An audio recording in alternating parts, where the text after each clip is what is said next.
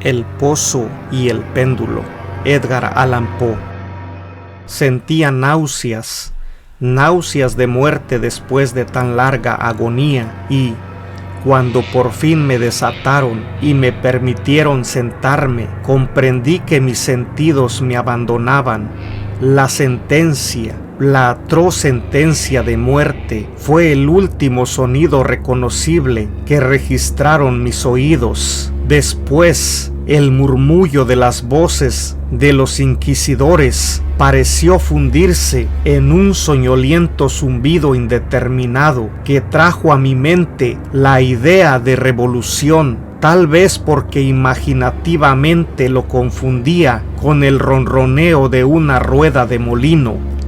Esto duró muy poco, pues de pronto cesé de oír, pero al mismo tiempo pude ver, aunque con terrible exageración. Vi los labios de los jueces togados de negro. Me parecieron blancos, más blancos que la hoja sobre la cual trazo estas palabras, y finos hasta lo grotesco, finos por la intensidad de su expresión de firmeza, de inmutable resolución, de absoluto desprecio hacia la tortura humana. Vi que los decretos de los que para mí era el destino brotaban todavía de aquellos labios. Los vi torcerse mientras pronunciaban una frase letal. Los vi formar las sílabas de mi nombre y me estremecí, porque ningún sonido llegaba hasta mí, y en aquellos momentos de horror delirante vi también oscilar imperceptible y suavemente las negras colgaduras que ocultaban los muros de la estancia. Entonces mi visión recayó en las 7 altas bujías de la mesa.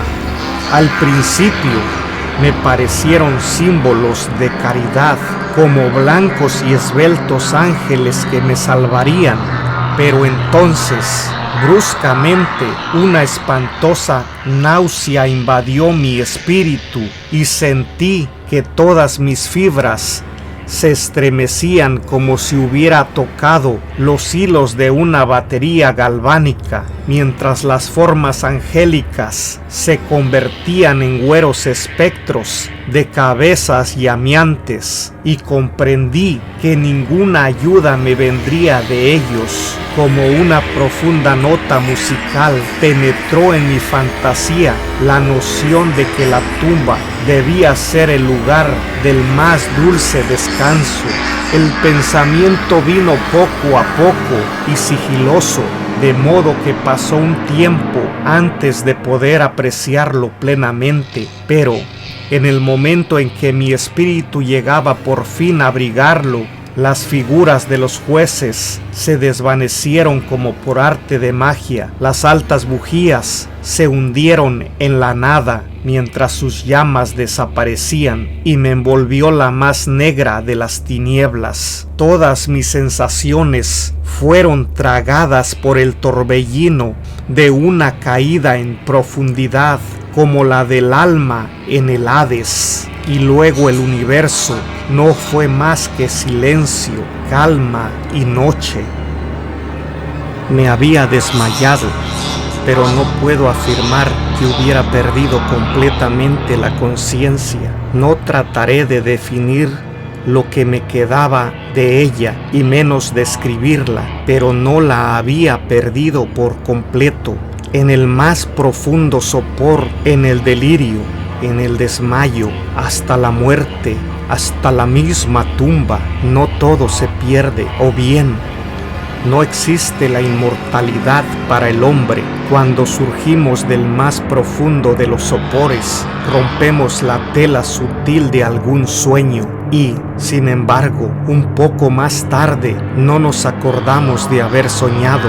Cuando volvemos a la vida después de un desmayo, pasamos por 2 momentos. Primero, el del sentimiento de la existencia mental o espiritual. Segundo, el de la existencia física. Es probable que si al llegar al segundo momento pudiéramos recordar las impresiones del primero, estas contendrían multitud de recuerdos del abismo que se abre más atrás.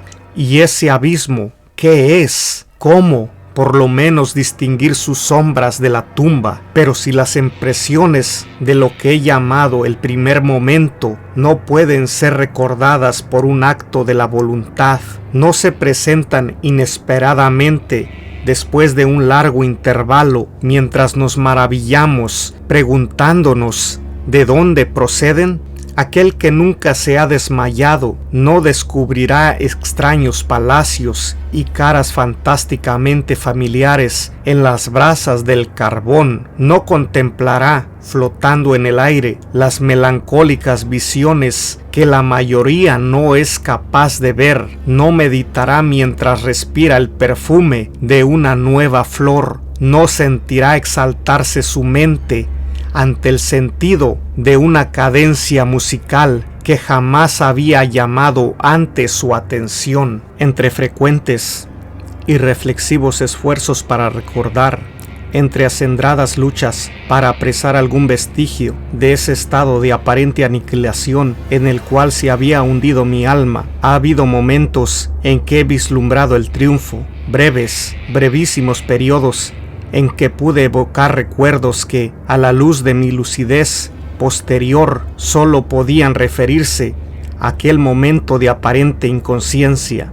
Esas sombras de recuerdo me muestran borrosamente altas siluetas que me alzaron y me llevaron en silencio, descendiendo, siempre descendiendo, hasta que un horrible mareo me oprimió a la sola idea de lo interminable de ese descenso. También evocan el vago horror que sentía a mi corazón, precisamente a causa de la monstruosa calma que me invadía. Viene luego una sensación de súbita inmovilidad que invade todas las cosas, como si aquellos que me llevaban atroz cortejo hubieran superado en su descenso los límites de lo ilimitado y descansaran de la fatiga de su tarea. Después de esto viene a la mente como un desabrimiento y humedad, y luego todo es locura, la locura de un recuerdo que se afana entre cosas prohibidas. Súbitamente el movimiento y el sonido ganaron otra vez mi espíritu, el tumultuoso movimiento de mi corazón, y en mis oídos el sonido de su latir. Sucedió una pausa en la que todo era confuso. Otra vez sonido, movimiento y tacto, una sensación de hormigueo en todo mi cuerpo, y luego la mera conciencia de existir sin pensamiento, algo que duró largo tiempo. De pronto, bruscamente, el pensamiento, un espanto estremecedor y el esfuerzo más intenso por comprender mi verdadera situación. A esto sucedió un profundo deseo de recaer en la insensibilidad, otra vez un violento revivir del espíritu y un esfuerzo por moverme hasta conseguirlo. Y entonces el recuerdo vivido del proceso, los jueces, las colgaduras negras, la sentencia, la náusea, el desmayo y total olvido de lo que siguió, de todos los tiempos posteriores, y un obstinado esfuerzo me han permitido vagamente recordar. Hasta ese momento no había abierto los ojos. Sentí que yacía de espaldas y que no estaba atado. Alargué la mano, que cayó pesadamente sobre algo húmedo y duro. La dejé allí algún tiempo, mientras trataba de imaginarme dónde me hallaba y qué era de mí. Ansiaba abrir los ojos, pero no me atrevía, porque me espantaba esa primera mirada a los objetos que me rodeaban. No es que temiera contemplar cosas horribles, pero me horrorizaba la posibilidad de que no hubiese nada para ver. Por fin, lleno de atroz angustia mi corazón, abrí de golpe los ojos y mis peores suposiciones se confirmaron. Me rodeaba la tiniebla de una noche eterna. Luché por respirar. Lo intenso de aquella oscuridad parecía oprimirme y sofocarme. La atmósfera era de una intolerable pesadez. Me quedé inmóvil, esforzándome por razonar. Evoqué el proceso de la Inquisición, buscando deducir mi verdadera situación. A partir de ese punto, la sentencia había sido pronunciada. Tenía la impresión de que desde entonces había transcurrido largo tiempo, pero ni siquiera por un momento me consideré verdaderamente muerto. Semejante suposición, no obstante, lo que leemos en los relatos ficticios es por completo incompatible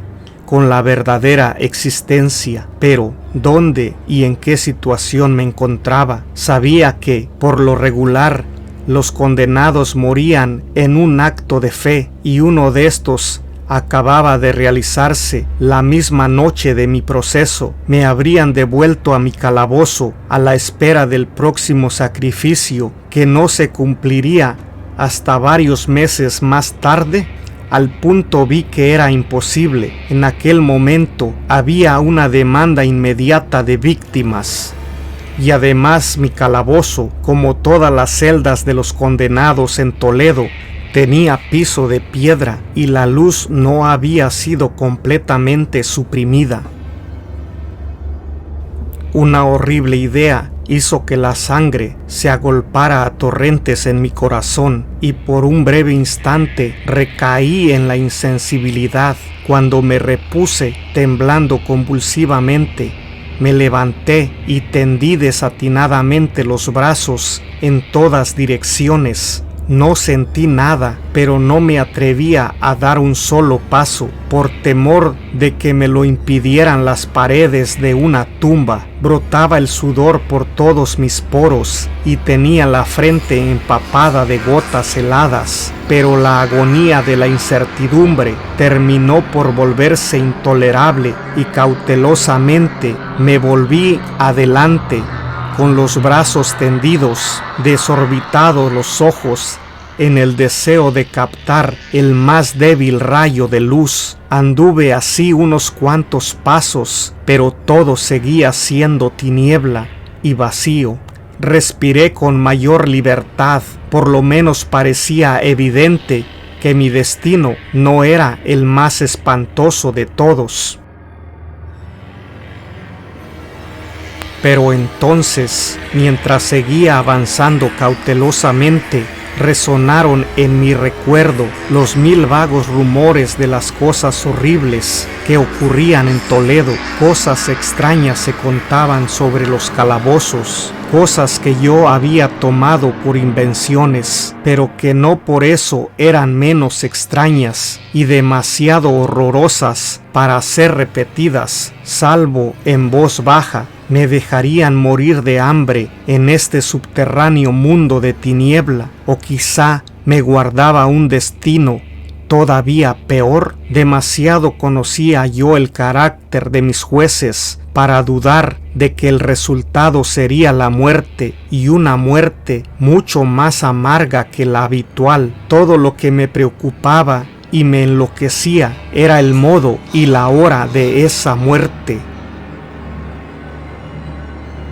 Mis manos extendidas tocaron, por fin, un obstáculo sólido. Era un muro, probablemente de piedra, sumamente liso, viscoso y frío. Me puse a seguirlo, avanzando con toda la desconfianza que antiguos relatos me habían inspirado, pero esto no me daba oportunidad de asegurarme de las dimensiones del calabozo, ya que daría toda la vuelta y retornaría al lugar de partida sin advertirlo. Hasta tal punto era uniforme y lisa la pared. Busqué pues el cuchillo que llevaba conmigo cuando me condujeron a las cámaras de la Inquisición. Había desaparecido y en lugar de mis ropas tenía puesto un sayo de burda estameña. Había pensado hundir la hoja en alguna juntura de la mampostería a fin de identificar mi punto de partida, pero de todos modos la dificultad carecía de importancia, aunque en el desorden de mi mente me pareció insuperable en el primer momento. Arranqué un pedazo del ruedo del sayo y lo puse bien extendido y en ángulo recto con respecto al muro. Luego de tentar toda la vuelta de mi celda, no dejaría de encontrar el jirón al completar el circuito. Tal es lo que, por lo menos, pensé, pues no había contado con el tamaño del calabozo y con mi debilidad. El suelo era húmedo y resbaladizo. Avancé titubeando un trecho, pero luego trastabillé y caí. Mi excesiva fatiga me indujo a permanecer postrado y el sueño no tardó en dominarme. Al despertar y extender un brazo, hallé junto a mí un pan y un cántaro de agua. Estaba demasiado exhausto para reflexionar acerca de esto, pero comí y bebí ávidamente. Poco después reanudé mi vuelta al calabozo y con mucho trabajo llegué por fin al pedazo de estameña. Hasta el momento de caer al suelo había contado 52 pasos y al reanudar mi vuelta otros 48 hasta llegar al trozo de género. Había pues un total de 100 pasos, contando 1 yarda por cada 2 pasos. Calculé que el calabozo tenía un circuito de 50 yardas. No obstante, había encontrado numerosos ángulos de pared, de modo que no podía hacerme una idea clara de la forma de la cripta, a la que llamo así, pues no podía impedirme pensar que lo era. Poca finalidad y menos esperanza tenían estas investigaciones, pero una vaga curiosidad me impelía a continuarlas.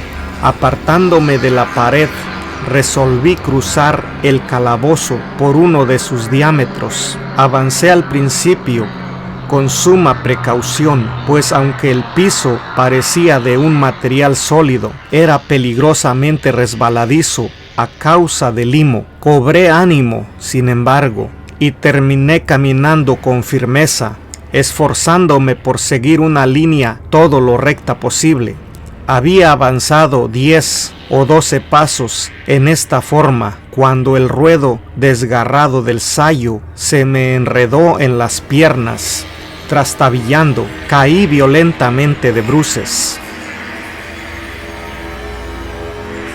En la confusión que siguió a la caída, no reparé en un sorprendente detalle que, pocos segundos más tarde, y cuando aún yacía boca abajo, reclamó mi atención. Helo aquí. Tenía el mentón apoyado en el piso del calabozo, pero mis labios y la parte superior de mi cara, que aparentemente debían encontrarse a un nivel inferior al de la mandíbula, no se apoyaban en nada. Al mismo tiempo me pareció que bañaba mi frente un vapor viscoso y el olor característico de los hongos podridos penetró en mis fosas nasales. Tendí un brazo y me estremecí al descubrir que me había desplomado exactamente al borde de un pozo circular cuya profundidad me era imposible descubrir por el momento. Tanteando en la mampostería que bordeaba el pozo,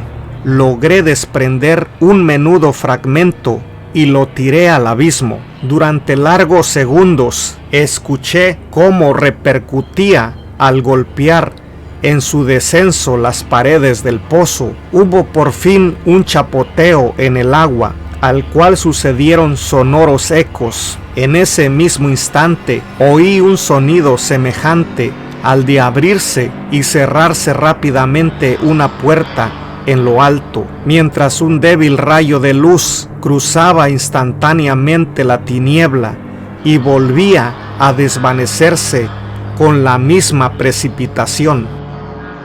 Comprendí claramente el destino que me habían preparado y me felicité de haber escapado a tiempo gracias al oportuno accidente. Un paso más antes de mi caída y el mundo no hubiera vuelto a saber de mí.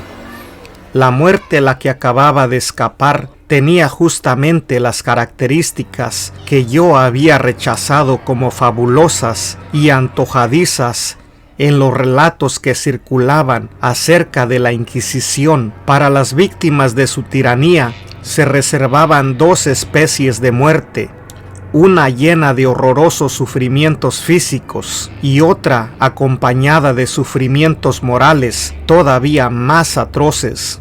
Yo estaba destinado a esta última. Mis largos padecimientos me habían desequilibrado los nervios, al punto que bastaba el sonido de mi propia palabra para hacerme temblar, y por eso constituía en todo sentido el sujeto ideal para la clase de torturas que me aguardaban.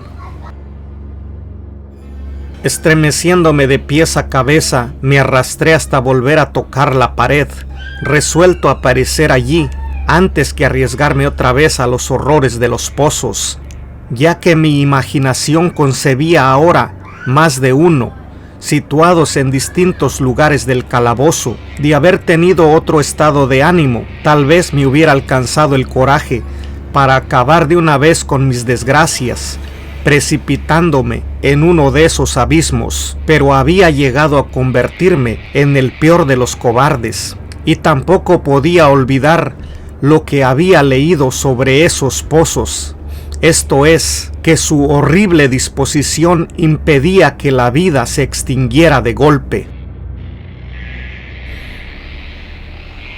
La agitación de mi espíritu me mantuvo despierto durante largas horas, pero finalmente acabé por adormecerme. Cuando desperté, otra vez había a mi lado un pan y un cántaro de agua. Me consumía una sed ardiente y de un solo trago vacié el jarro. El agua debía contener alguna droga, pues apenas la hube bebido, me sentí irresistiblemente adormilado. Un profundo sueño cayó sobre mí, un sueño como el de la muerte. No sé en verdad cuánto duró, pero cuando volví a abrir los ojos, los objetos que me rodeaban eran visibles, gracias a un resplandor sulfuroso, cuyo origen me fue imposible determinar al principio. Pude contemplar la extensión y el aspecto de mi cárcel. Mucho me había equivocado sobre su tamaño. El circuito completo de los muros no pasaba de unas 25 yardas. Durante unos minutos, esto me llenó de una vana preocupación. Vana, sí, pues nada podía tener menos importancia en las terribles circunstancias que me rodeaban que las simples dimensiones del calabozo. Pero mi espíritu se interesaba extrañamente en pequeñeces, y me esforcé por descubrir el error que había podido cometer en mis medidas. Por fin se me reveló la verdad. En la primera tentativa de exploración había contado 52 pasos hasta el momento en que caí al suelo. Sin duda, en ese instante me encontraba a 1 o 2 pasos del jirón de estameña, es decir, que había cumplido casi completamente la vuelta del calabozo. Al despertar de mi sueño, debí emprender el camino en dirección contraria, es decir, volviendo sobre mis pasos, y así fue como supuse que el circuito medía el doble de su verdadero tamaño. La confusión de mi mente me impidió reparar entonces que había empezado mi vuelta teniendo la pared a la izquierda y que la terminé teniéndola a la derecha. También me había engañado sobre la forma del calabozo. Al tantear las paredes, había encontrado numerosos ángulos, deduciendo así que el lugar presentaba una gran irregularidad. Tan potente es el efecto de las tinieblas sobre alguien que despierta de la letargia o del sueño. Los ángulos no eran más que unas ligeras depresiones o entradas a diferentes intervalos. Mi prisión tenía forma cuadrada. Lo que había tomado por mampostería resultaba ser hierro o algún otro metal, cuyas enormes planchas, al unirse y soldarse, ocasionaban las depresiones. La entera superficie de esta celda metálica aparecía toscamente pintarrajeada con todas las horrendas y repugnantes imágenes que la sepulcral superstición de los monjes había sido capaz de concebir. Las figuras de demonios amenazantes, de esqueletos y otras imágenes todavía más terribles recubrían y desfiguraban los muros. Reparé en que las siluetas de aquellas monstruosidades estaban bien delineadas, pero que los colores parecían borrosos y vagos, como si la humedad de la atmósfera los hubiera afectado. Noté asimismo que el suelo era de piedra. En el centro se abría el pozo circular, de cuyas fauces, abiertas como si bostezara, acababa de escapar, pero no había ningún otro en el calabozo. Vi todo esto sin mucho detalle y con gran trabajo, pues mi situación había cambiado grandemente en el curso de mi sopor. Yacía ahora de espaldas, completamente estirado sobre una especie de bastidor de madera. Estaba firmemente amarrado por una larga banda que parecía un cíngulo. Pasaba dando muchas vueltas por mis miembros y mi cuerpo, dejándome solamente en libertad la cabeza y el brazo derecho, que con gran trabajo podía extender hasta los alimentos colocados en un plato de barro a mi alcance. Para mayor espanto, vi que se habían llevado el cántaro de agua, y digo espanto porque la más intolerable sed me consumía. Por lo visto, la intención de mis torturadores era estimular esa sed, pues la comida del plato consistía en carne sumamente condimentada.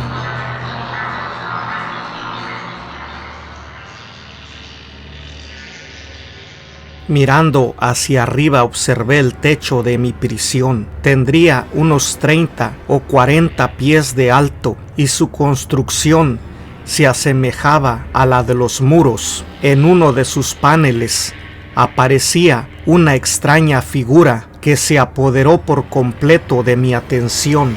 La pintura representaba al tiempo tal como se le suele figurar, salvo que, en vez de guadaña, tenía lo que me pareció la pintura de un pesado péndulo, semejante a los que vemos en los relojes antiguos. Algo, sin embargo, en la apariencia de aquella imagen me movió a observarla con más detalle, mientras la miraba directamente de abajo hacia arriba, pues se encontraba situada exactamente sobre mí. Tuve la impresión de que se movía. Un segundo después, esta impresión se confirmó. La oscilación del péndulo era breve y, naturalmente, lenta. Lo observé durante un rato con más perplejidad que temor. Cansado, al fin, de contemplar su monótono movimiento, volví los ojos a los restantes objetos de la celda. Un ligero ruido atrajo mi atención y, mirando hacia el piso, vi cruzar varias enormes ratas. Habían salido del pozo que se hallaba al alcance de mi vista sobre la derecha. Aún entonces, mientras las miraba, siguieron saliendo en cantidades, presurosas y con ojos famélicos atraídas por el olor de la carne. Me dio mucho trabajo ahuyentarlas del plato de comida.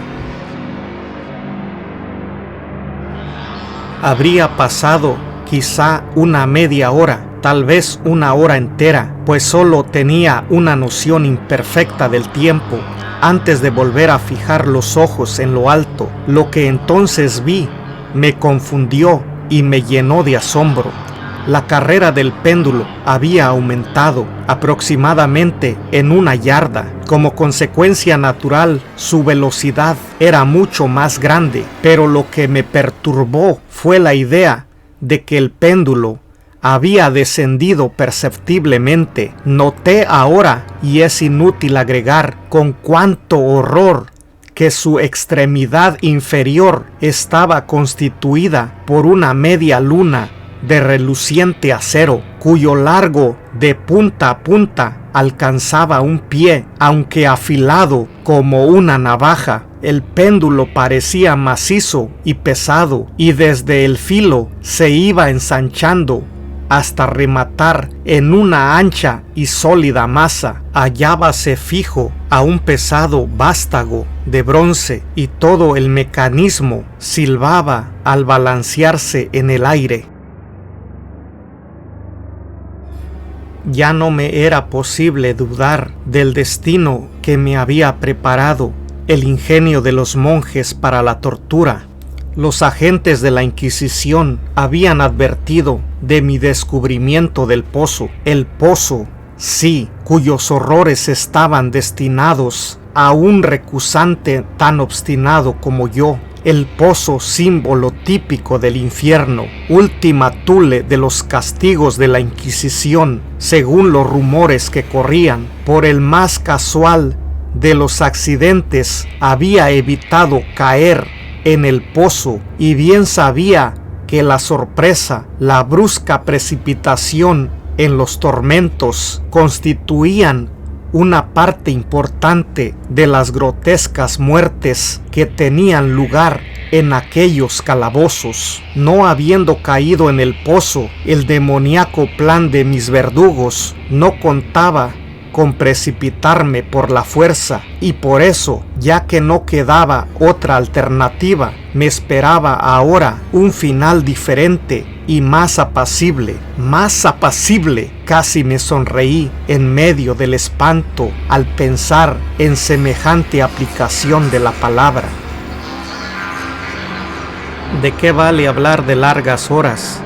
Largas horas de un horror más que mortal, durante las cuales conté las zumbantes oscilaciones del péndulo, pulgada a pulgada, con un descenso que sólo podía apreciarse después de intervalos que parecían siglos. Más y más íbase aproximando. Pasaron días, puede ser que hayan pasado muchos días, antes de que oscilara tan cerca de mí que parecía abanicarme con su acre aliento. El olor del afilado acero penetraba en mis sentidos. Supliqué, fatigado, al cielo con mis ruegos para que el péndulo descendiera más velozmente. Me volví loco, me exasperé e hice todo lo posible por enderezarme y quedar en el camino de la horrible cimitarra, y después caí en una repentina calma y me mantuve inmóvil, sonriendo a aquella brillante muerte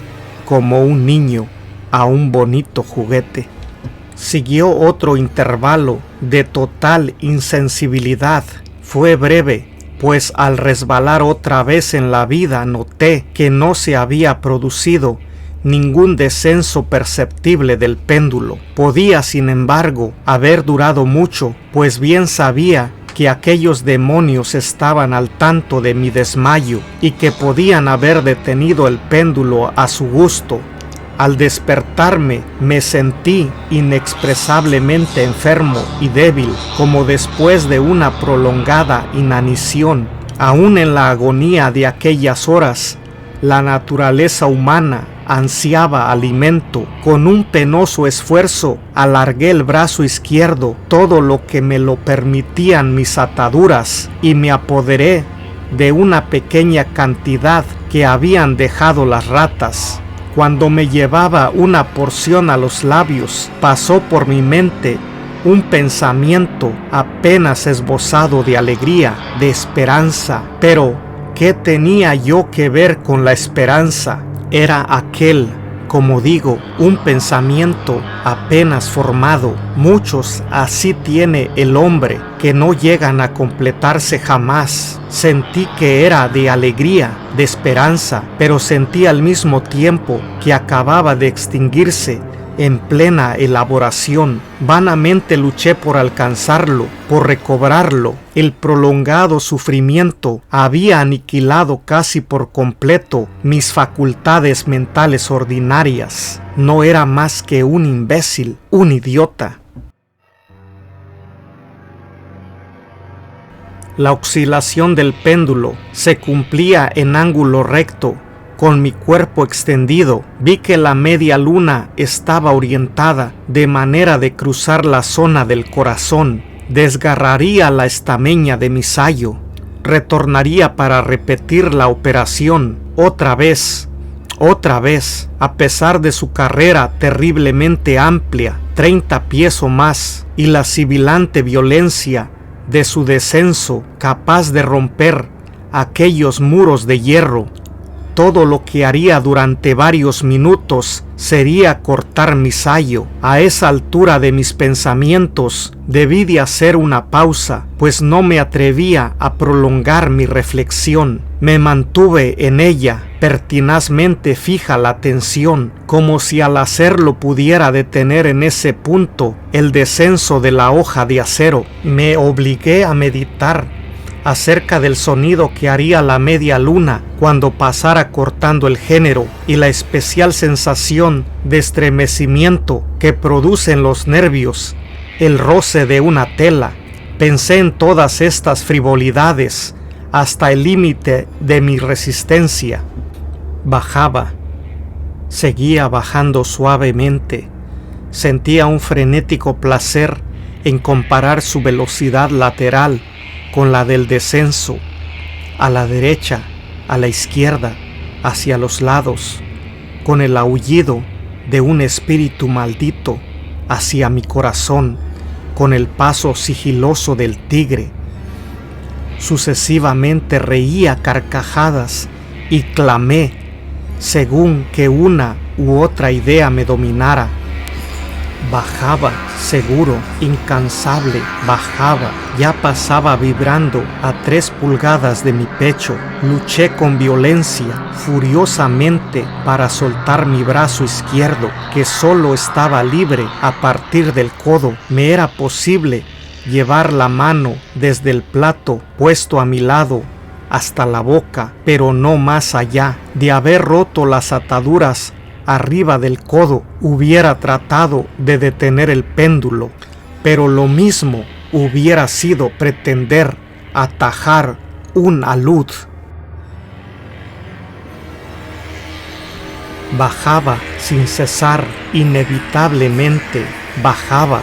Luché jadeando a cada oscilación, me encogía convulsivamente a cada paso del péndulo. Mis ojos seguían su carrera hacia arriba o abajo, con la ansiedad de la más inexpresable desesperación. Mis párpados se cerraban espasmódicamente a cada descenso, aunque la muerte hubiera sido para mí un alivio. ¡Ah!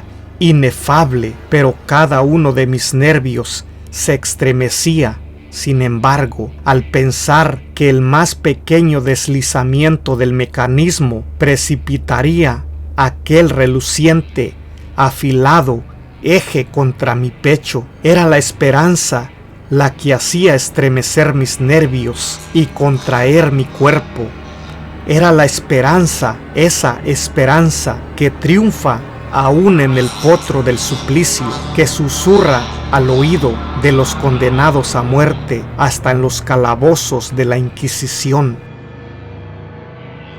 Vi que después de 10 o 12 oscilaciones el acero se pondría en contacto con mi ropa, y en el mismo momento en que hice esta observación invadió mi espíritu toda la penetrante calma concentrada de la desesperación. Por primera vez en muchas horas, quizá días, me puse a pensar. Acudió a mi mente la noción de que la banda o cíngulo que me ataba era de una sola pieza. Mis ligaduras no estaban constituidas por cuerdas separadas.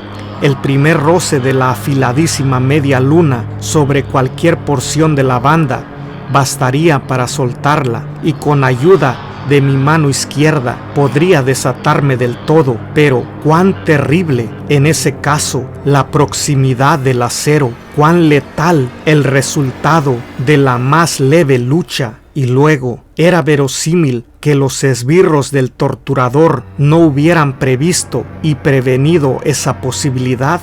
Cabía pensar que la atadura cruzara mi pecho en el justo lugar por donde pasaría el péndulo. Temeroso de descubrir que mi débil y al parecer postrera esperanza se frustraba, levanté la cabeza lo bastante para distinguir con claridad mi pecho.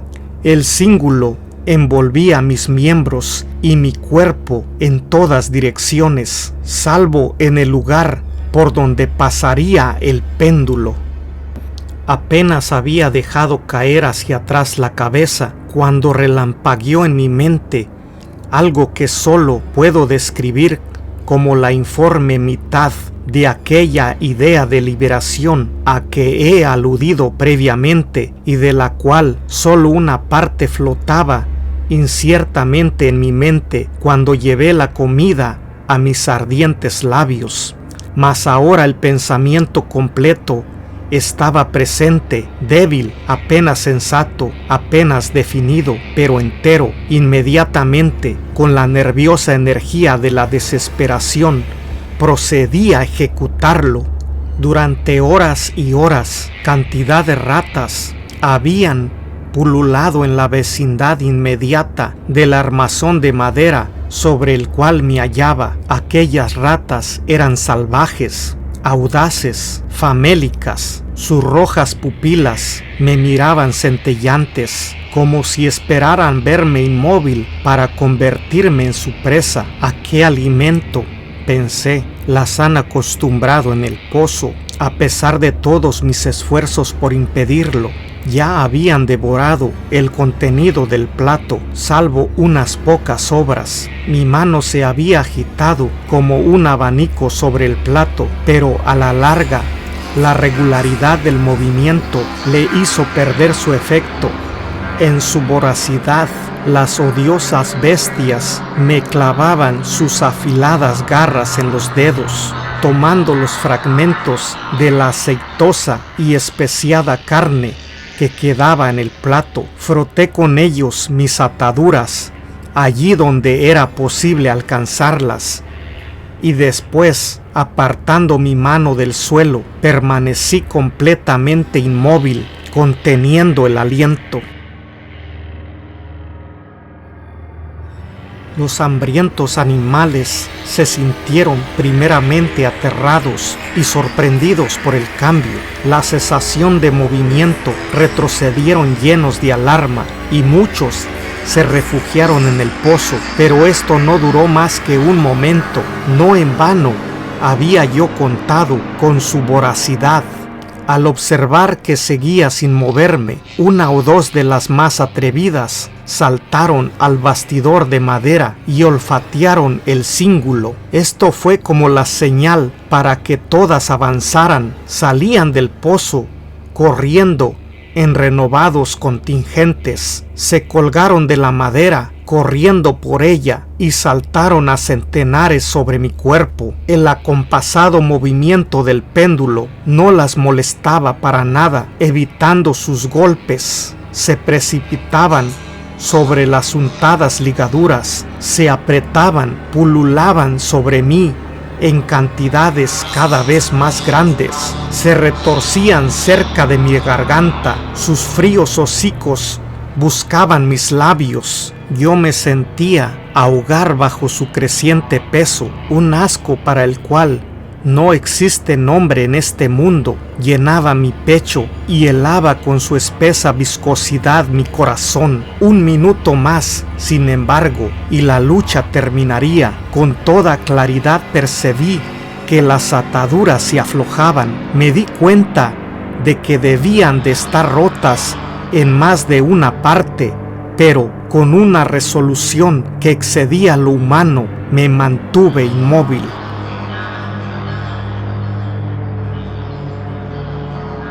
No había errado en mis cálculos, ni sufrido tanto en vano. Por fin sentí que estaba libre. El cíngulo colgaba en tiras a los lados de mi cuerpo, pero ya el paso del péndulo alcanzaba mi pecho. Había dividido la estameña de mi sayo y cortaba ahora la tela de la camisa. 2 veces más pasó sobre mí y un agudísimo dolor recorrió mis nervios, pero el momento de escapar había llegado. Apenas agité la mano, mis libertadoras huyeron en tumulto. Con un movimiento regular, cauteloso y encogiéndome todo lo posible, me deslicé lentamente fuera de mis ligaduras, más allá del alcance de la cimitarra. Por el momento, al menos, estaba libre.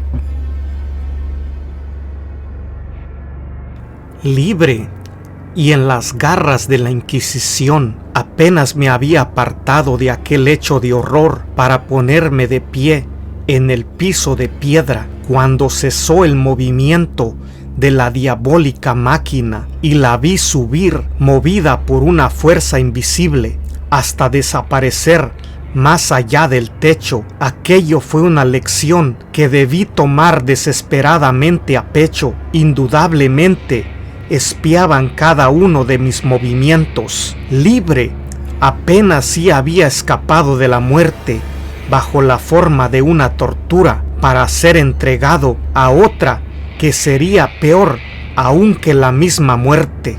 Pensando en eso, paseé nerviosamente los ojos por las barreras de hierro que me encerraban. Algo insólito, un cambio que al principio no me fue posible apreciar claramente, se había producido en el calabozo. Durante largos minutos, sumido en una temblorosa y vaga abstracción, me perdí en vanas y desilvanadas conjeturas.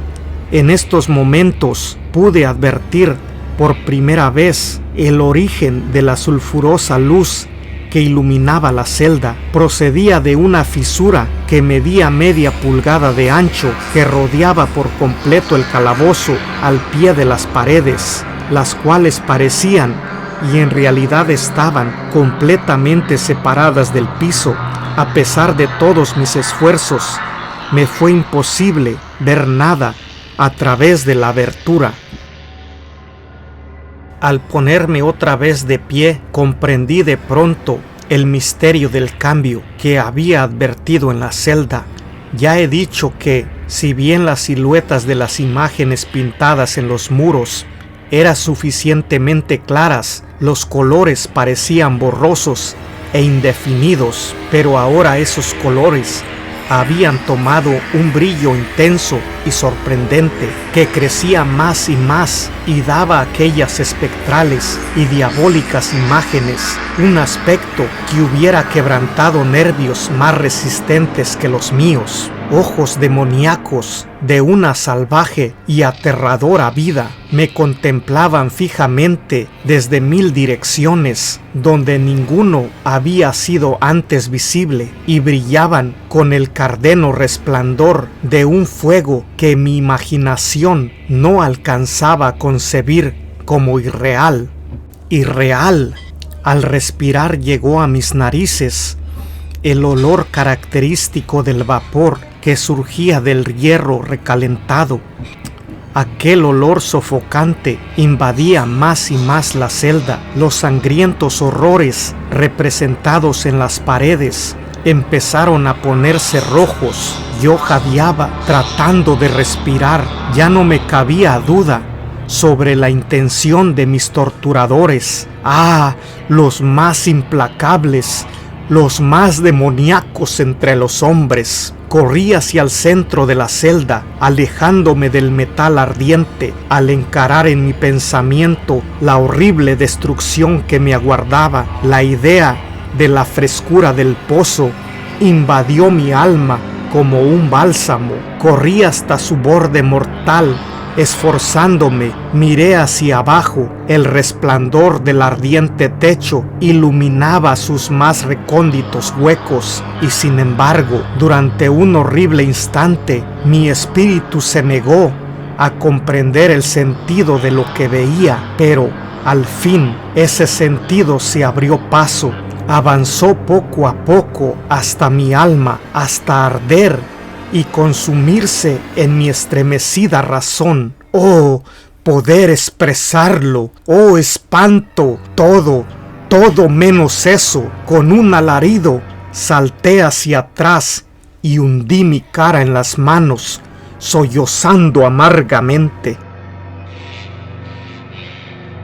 El calor crecía rápidamente y una vez más miré a lo alto, temblando como en un ataque de calentura. Un segundo cambio acababa de producirse en la celda, y esta vez el cambio tenía que ver con la forma. Al igual que antes, fue inútil que me esforzara por apreciar o entender inmediatamente lo que estaba ocurriendo, pero mis dudas no duraron mucho. La venganza de la Inquisición se aceleraba después de mi doble escapatoria, y ya no habría más pérdida de tiempo por parte del rey de los espantos.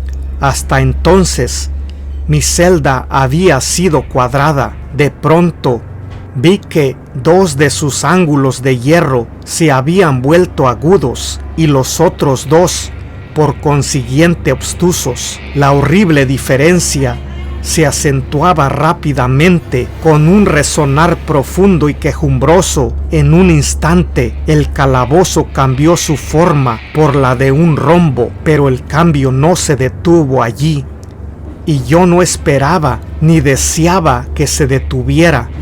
Podría haber pegado mi pecho a las rojas paredes como si fueran vestiduras de eterna paz.